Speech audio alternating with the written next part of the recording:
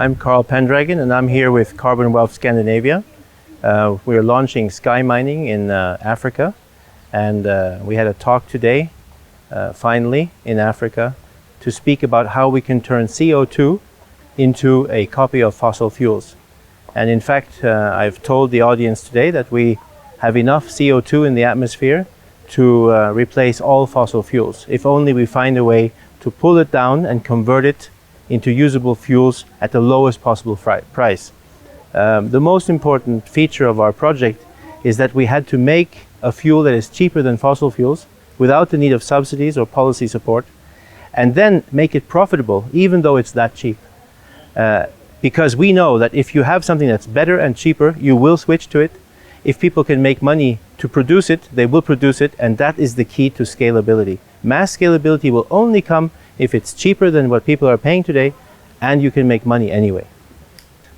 I'm very excited about this project because it took 5 years to develop the technology. It took a long time because we need to convert CO2 into a fuel, and the pumps that we are using are in special African grasses. It turns out that they have the highest efficiency in pulling CO2 from the atmosphere and building a root system and giving it into the roots, into the ground, and sequestering the carbon there.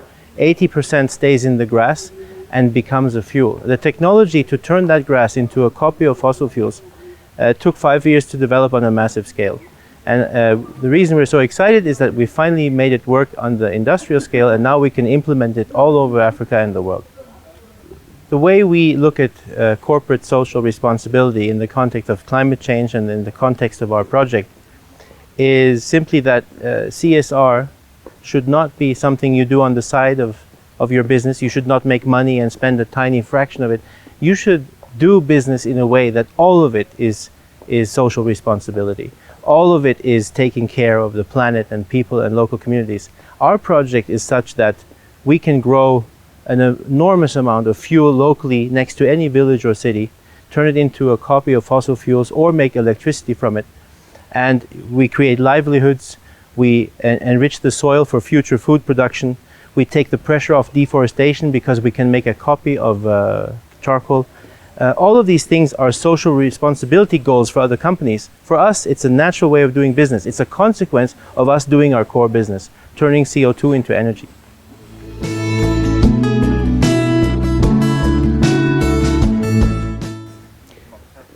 The role that Carbon Wealth is playing in addressing the world environmental challenges is quite extensive and quite profound, I would say, because we simultaneously deal with food security, deforestation, land use and degradation of land. We deal with energy and electrification all at once. Once you have mastered the art of taking CO2 out of the atmosphere on a massive scale, very cheaply, and turning it into energy. Energy doesn't only mean a burnable fuel. First of all, we create a substitute for charcoal. That means you can stop deforestation for the purposes of charcoal, and you can use charcoal made of grass. That's wonderful.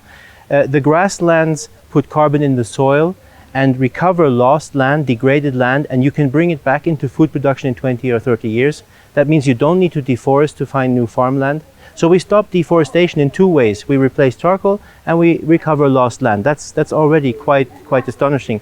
But the CO2 can be turned into heating, cooling, or electricity, or fuel to be burned right away.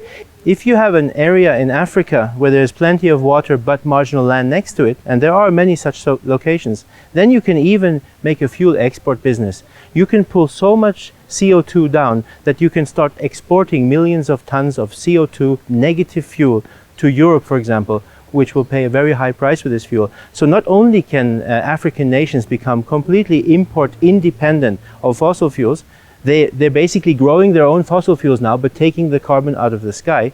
They can also, if they have enough water and enough marginal land, they can produce millions of tons for export to China and Europe.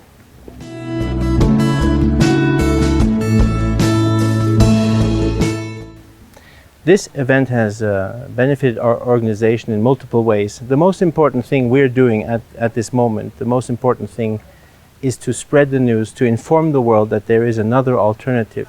there is a new way of solving the problem of climate change, and that is literally removing CO2 from the atmosphere and using it as a fuel instead of fossil fuels. So this event has given us the opportunity to address a multitude of stakeholders, including governments, local communities, and individual landowners and investors. And they're all excited. They come to our stand, they check, are the facts correct? Can you make money on something this cheap? And when they see it's true, they really want to engage. So it's been very beneficial to be here, and we'll continue to come to events like this until everybody knows about sky mining. Finally, I would really like to thank the organizers of this UNEP conference and UNEA conference, and especially the Climate Action Team and the SIE 2016 event. I mean, it's been brilliantly arranged. Everybody has been extremely helpful. It's well-organized events, very good speakers on the panels with us. It's been very, very exciting to listen to what everybody else is doing, and we've made so many good connections. So I really have to say it's impeccably well organized, and we're very grateful to be here.